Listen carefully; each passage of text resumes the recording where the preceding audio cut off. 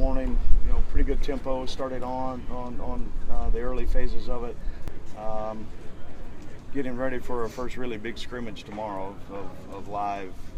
Call it on both sides. We'll get some kicking scrimmage situations in tomorrow as well. So I'm excited to see the progress of our team.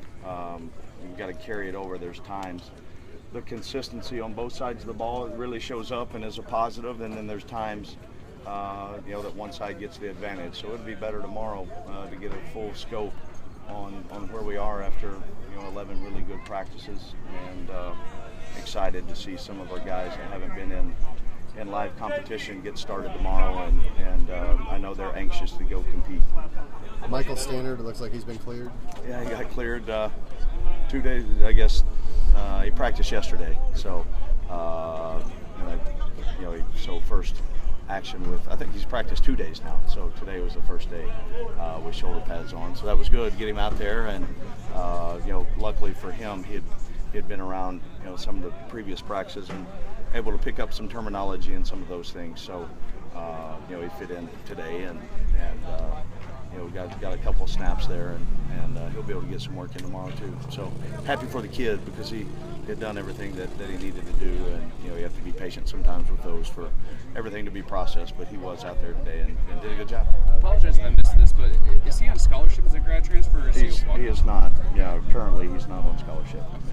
How well do you know him from Memphis? Well, I know the family very well. They're here in Columbia, and then know him even more through Coach Afadle and his time at Rockbridge, and then obviously was the coordinator there when he was on our roster, and so have a relationship the last 3 or 4 years of knowing him and his family. Is he Dr. Standard son? Yes, sir. Looked like Chris Black went through special teams drills with no limitation. Then did he re-injure his hamstring? We chose to get some work today during practice with him. Started early, rested him a little bit, and he got some 11-on-11 work, and then took him back out. So he did some good things, and it's always good to have those guys when they return and get work. To get those guys back out there, and I would love for full offense and full defense to be ready to go tomorrow, but we won't have that luxury, and also realize the urgency of getting them ready for what's down the road here in a few short weeks. I'd much rather have them that day than tomorrow morning, so we'll get our injury report.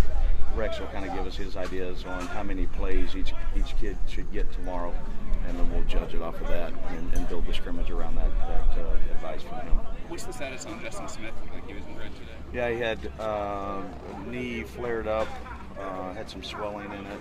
A couple days ago, did all the precautionary MRI, X-ray, all that stuff. Showed up positive in our favor. So that's I think they drained it, which I've been through that a number of times, and it's never fun.